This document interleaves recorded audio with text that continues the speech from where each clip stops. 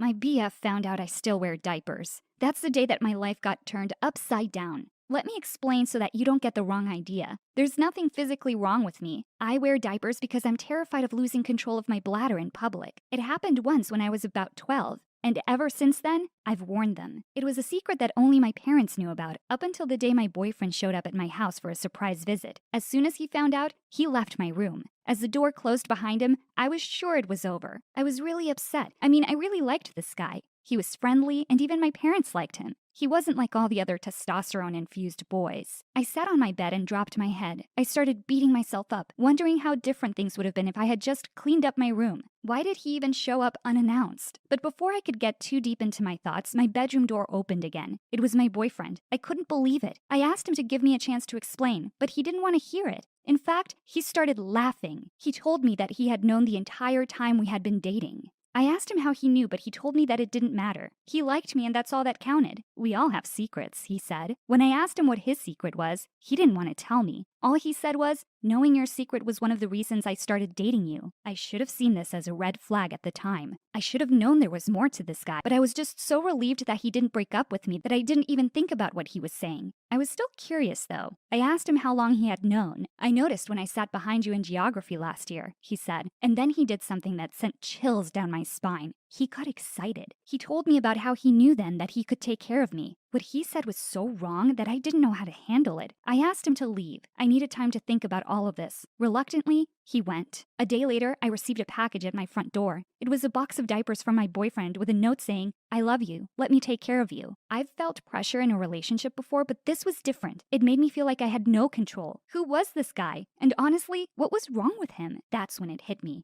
I recalled all the sweet things he had done for me since we had been dating. The phone calls and gifts, the way that he seemed to know where I was and what I was doing, the way that he liked me sitting on his lap, even the pet names that he had for me. Baby, boo-boo, my little one. I knew then that he didn't love me, at least not as his girlfriend. He saw me as a child that he wanted to raise. Furious, I sent him a text, telling him that it was over. I never wanted to see him again. I blocked his number. I packed up everything that he had ever given me and asked my best friend to take it to him. A few hours later, I kept getting calls from a number that I didn't know. Eventually, I answered. It was him. He was angry. He told me that he didn't want things between us to be over. I told him that I was done. I hung up the phone on him. A few minutes later, I received a text. Reading it made my heart sink. It was from him. It said, "If you break up with me, I'll tell everyone your secret." There was no way that I could let anyone else know my secret. I'd lose my friends. The entire school would make fun of me. I could just imagine the memes and stories on social media. My life would be over. I called him and begged him not to do it. He laughed and asked me if we were still dating. In that moment, I did the only thing that I could, the only choice I had. Yes, I told him that we were still dating. He told me how happy he was, and that he promised to take good care of me. It made me sick to my stomach hearing those words, but it got worse from there. "Okay now," he said. "Daddy's got a few things to do. I will speak to you later. And not a word to this to anyone, okay?" That night at dinner, I barely touched my food. "What's wrong?" asked my mom. I wished I could tell her, but if I did, my secret would be out. I told my parents that I was tired and asked to be excused. I climbed into bed and went to sleep. I wished that I could go to sleep and wake up with this whole thing being a dream. The next morning, I received a text from my boyfriend. "I'll walk you to school this morning, baby." Just reading the message made me remember how powerless I was. But there was nothing that I could do but go along with it. 30 minutes later, he arrived at my house and greeted my parents in the friendliest way. They spoke for some time while I got ready. He smiled when he saw me and told me I looked great. The walk was quiet and awkward. He reached for my hand and I pulled away. Now, we don't want people to know anything, do we?" he says. So I let him hold my hand as we walked. The day went slowly. Every time I saw him, I'd have to fake a smile and wave, even blow kisses at him and catch the kisses he blew at me. But with every moment that passed, I knew that I couldn't keep doing this. I had to find a way out. I snuck out to the bathroom just before lunch. My best friend cornered me there. "What's up with you?" she asked.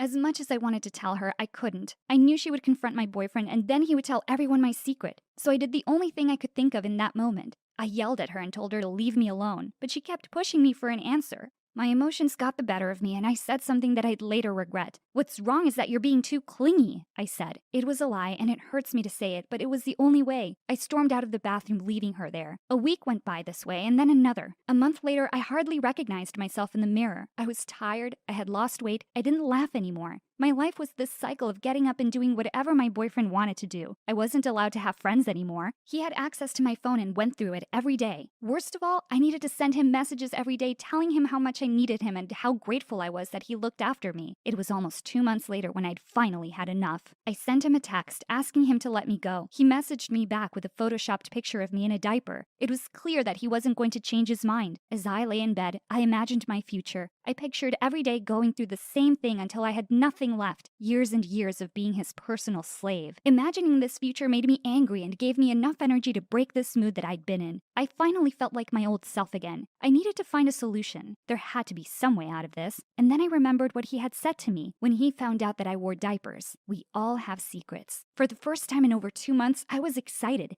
He had a secret, and I was going to find out what it was. But to do that, I needed to play into his game. So I changed my attitude. I became friendly towards him, more loving than ever before. He noticed the changes and asked me what I was doing. My best friend still messaged me every day, but I wasn't allowed to message her back. It broke my heart, but I had a plan now. I told him that I'd finally understood that he was actually taking care of me. He believed it. I got closer and closer to him. I spent more time at his house, looking for clues whenever I had the time. I spent more and more time with his mother, asking her questions about his childhood. I spoke to his dad, his friends, even people who didn't like him. It was tough. They only had the nicest things to say about my boyfriend. No secrets, no flaws, nothing. 2 days later, I had an idea. If everyone only has the nicest things to say about my boyfriend, maybe he's blackmailing them as well. I started investigating. I find out that his dad does work for the government, so they've moved around at least 5 times since he was a kid. I find out from his mom where they've lived in the past, which schools he's been in, if he's had any girlfriends before. She tells me their names and their surnames. They were such nice girls, but you're so much better, she says. I find 2 of these girls on social media. I send them private messages asking if they remember him. Neither of these girls want to talk to me. They say that they've got nothing to say about him.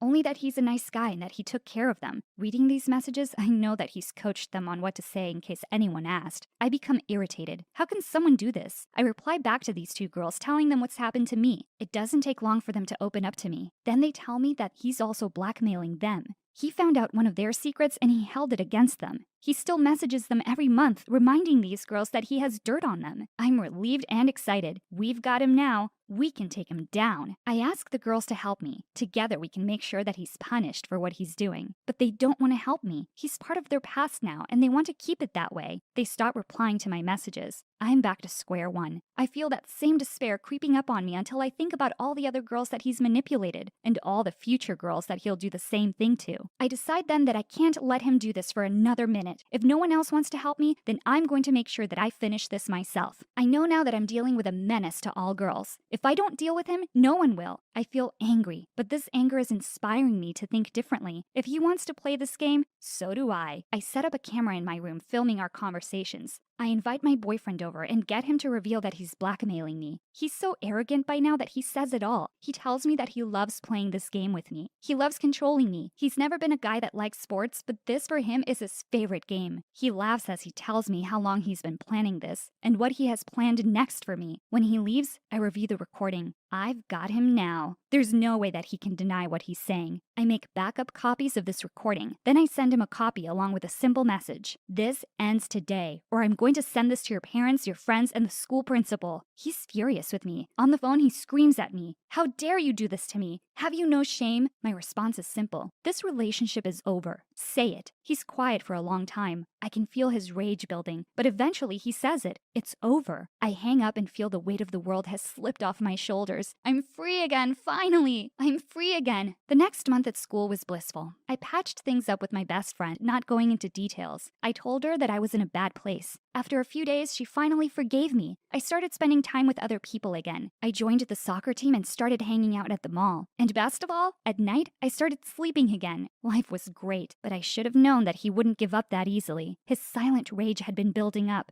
I noticed it when I saw him in the corridors. Eventually, it became too much for him because after a month of being free, I arrived at school to the sound of laughter. Everyone was pointing their fingers at me and looking at their phones. My own phone beeped with a new message. He had leaked the photo. Overwhelmed with all the laughter, I started crying and ran into the bathroom. I shut myself into a cubicle and cried. How could he do this? My best friend knocked on the cubicle door. I let her in. I finally told her the whole story. It didn't matter now. My secret was no longer a secret. My best friend hugged me and told me that it was okay. People would laugh, but at the end of the day, they would find something new to laugh about. It was thanks to her that I realized that I didn't need to feel guilty about my diaper habit. Everyone has a problem. None of us are perfect. The next 2 weeks were the toughest I've ever been through. People made jokes about me. People sucked their thumbs when I walked past. Someone left a pacifier on my desk, and someone even stuffed a diaper into my locker. At first, I cried every time this happened. Then I learned to just smile at them. My best friend stuck by my side and reminded me that all of these people had nothing better to do with their time. They mocked me, but as strange as it sounds, I felt free. Free of the secret, free of the shame, free of a controlling boyfriend. I didn't reveal my recording of him to anyone. I decided that I didn't want to think about him for another second. After those 2 weeks, everything died down. The kids at school found something new to laugh about. My ex-boyfriend left the school. His dad had a new assignment in another town. Before he left, I went to visit him one last time. If you try to pull this with any other girl you meet, I'll make sure that the proof that I have of what you do goes viral. I could see the same quiet rage building up in his face. He was someone that wanted to always be in control, and now he didn't have any. Do you understand what I'm telling you? I asked him. He was quiet, but reluctantly, he nodded. Walking home that day, I felt strong, stronger than I'd felt in months. It's crazy, but I'm grateful to my ex-boyfriend for doing what he did. If he hadn't, I wouldn't know how strong I actually am. I was having a hard time believing what I was seeing right in front of me. I checked and rechecked, and then checked once more, and there it was. An exact match. The same numbers on my lottery ticket were on the screen. My first instinct was to run downstairs and announce the news to my family. I was halfway down the stairs when I realized that it was a bad idea. We are 8 siblings, and my mom would just take the money herself and maybe distribute it with the rest of the family. This is my money, and I am not going to let anyone have it. It was at that moment I made the decision to run away at 12 years old. Hi, my name is Lizzie, and before I tell you what happened afterward and how my entire plan backfired, make sure to like and subscribe to our channel. It all started when I saw a dream a couple of weeks ago. It was one of the most random dreams, and after waking up, I only remembered a string of numbers. For some reason, I couldn't get those numbers out of my head. A few days later, I had forgotten all about it and was walking home from school when I saw the lottery signs outside one of the local supermarkets. The numbers reminded me of my dream, and in one of the most impulsive moments of my life, I rushed home, emptied my piggy bank, which was rather heavy by this point, and visited my friend across the street. I knew I had to be of legal age in order to buy lottery tickets, and I only had one friend who would fit that criteria. Meg was in her 20s, and we had become good friends after she hired me to walk her dogs. Meg isn't one of those lively adults. In fact, sadness radiates from her all the time. Whenever we talk, she is always warning me about not trusting anyone and to always put myself first. She would go even as far as saying, "Don't do anything good for anyone because they'll always stab you in the back. That's just how life is." I didn't mind talking to her because, well, she looked pretty cool. She would smoke cigarette after cigarette and try to impart her wisdom on me. I knew if there's anyone who'd help me with this, it would be her. I left my money with her and wrote the numbers down on a paper for her to fill.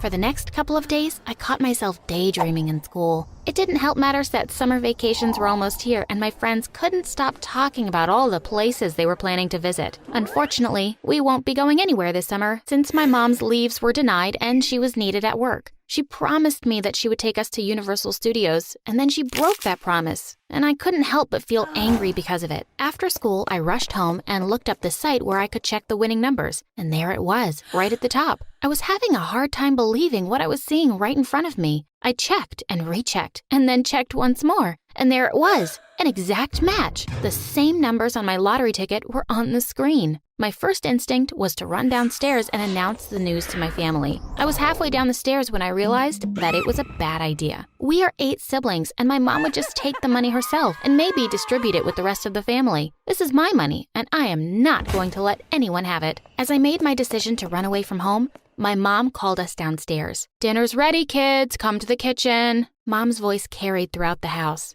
Dinner was like usual in our house. Everyone was speaking all at once. 2 of the twin sisters were fighting over the last piece of meatball. One brother was kicking everyone under the table, and Mom and Dad were just making sure everyone was eating their dinner. I hated this racket, and I hated sharing everything with my siblings. Why couldn't I have something all for myself? Why can't I just go to a place with peace and quiet? I muttered to myself. But then I smiled, realizing that I could finally do what I want and when I wanted. The next day after school, I went to Meg's place, and together, we collected the amount in a lump sum. I hid it in my backpack. It was so much cash, and I couldn't believe it all belonged to me. As I went home, I sat on my bed and smelled all that fresh money. I could feel the excitement flowing from me as I thought of my upcoming adventure. "Lizzie!" my older sister called out, and I quickly hid the cash under my mattress. She entered the room seconds later and stopped short when she looked at my face. "What were you doing?" she asked suspiciously. "Nothing. I was just about to do my homework," I replied nonchalantly and reached for my backpack.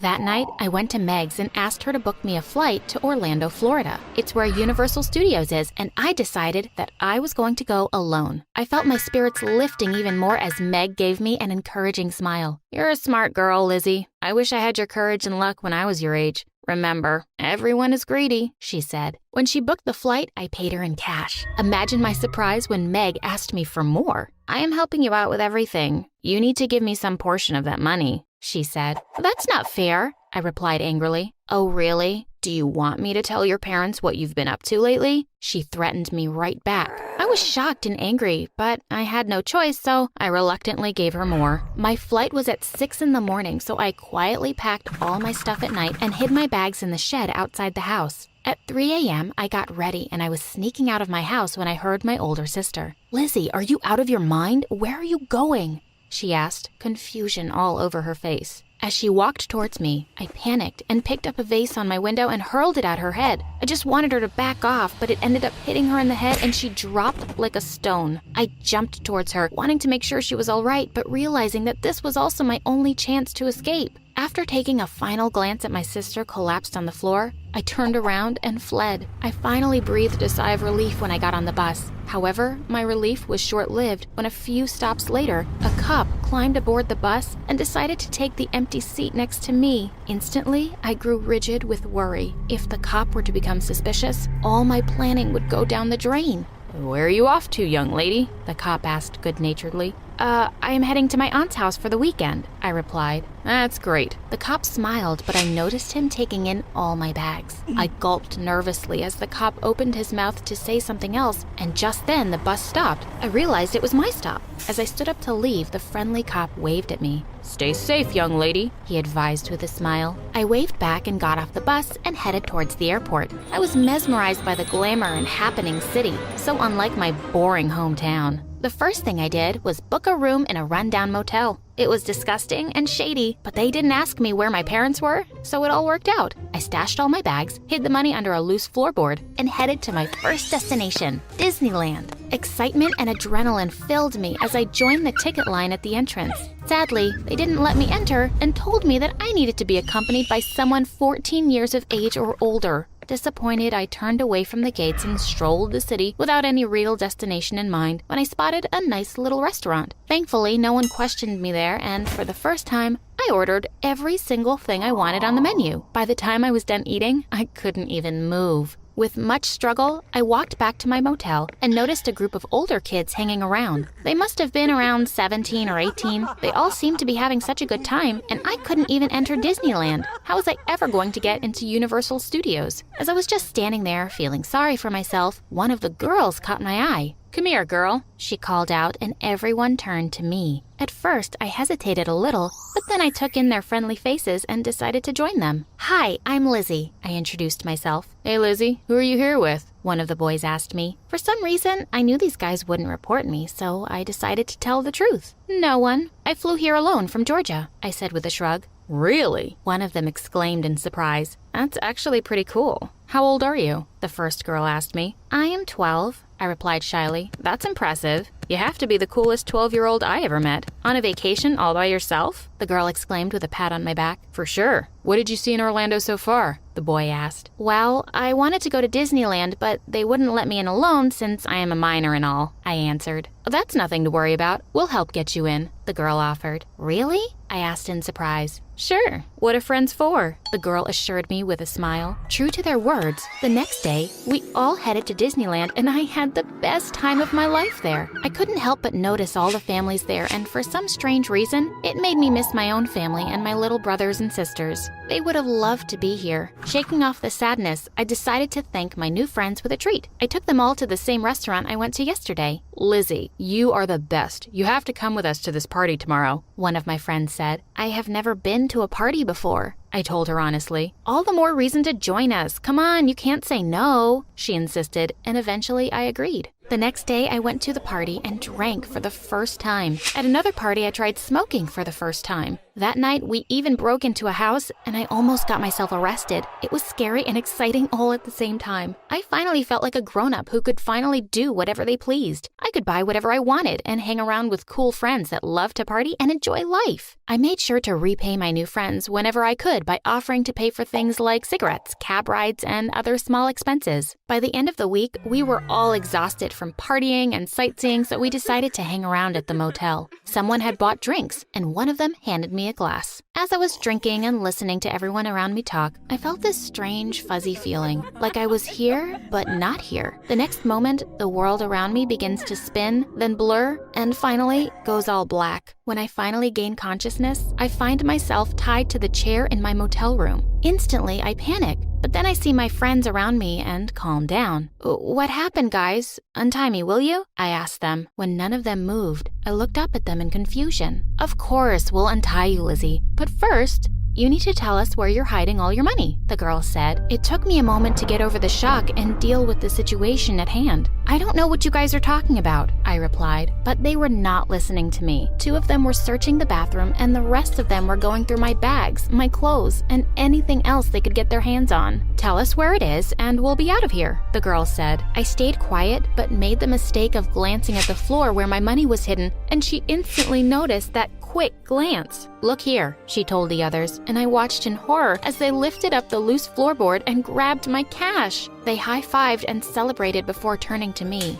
Thanks, Lizzie. You are truly the best friend one could ask for, my fake friend said mockingly. They all laughed at their own joke and left my room as I sat crying in the chair, but not before they also gagged me. For the next few hours, I tried to untie myself, but I couldn't. I feared I was going to die here alone in this chair and my family wouldn't even know. Suddenly, I missed my mom and dad and my siblings, what I would give to be with them once again. I was exhausted and thirsty and felt like I was going to pass out again when I heard loud voices from outside. I tried to call out to them, but I doubted they could hear my muffled shouts. Then I heard the beautiful sound of someone turning in the key and the door flew open. Cops stood at the door and stared at me in shock before getting into action. You'll be all right, kid, don't worry, said one kind female cop as she untied me. The minute my hands were free, I hugged her tightly and started crying. How did you know I was here? I asked. Do you remember the cop who sat next to you on the bus? He followed you to the airport and feared for your safety, so he notified us. A few hours later, your parents reported you missing, so we started searching for you immediately, the lady cop explained. They took all my money. The kids who were staying here at the motel, I told them hurriedly. Can you tell us what they looked like? What kind of vehicle did they drive? The other cop inquired. I spent the next few minutes telling them everything I could about those teenagers. The kind cop told me that she had dispatched a team and that they were looking for those kids. They helped me pack my things and drove me to the airport with strict instructions. As soon as I landed, the cop from the bus would be waiting for me. Did you have fun at your aunt's house, young lady? He asked with a smile, and I looked down, embarrassed. It's all right. Now come on, your family is worried about you, he said, and motioned for me to follow him. I have to admit, I was never so happy to go back home. When we neared the house, I could see my parents on the porch waiting for me, all my brothers and sisters behind them. My mom was crying, and I jumped out of the car and into her arms before the car had even stopped. I'm so sorry, Mom. I'm so sorry, I cried and apologized at the same time. I'm just glad you're back home safely, Lizzie. Besides, it isn't me you should be apologizing to, my mom said and stepped aside as my sister came forward. She had a bandage wrapped around her head, but she was smiling. Oh no.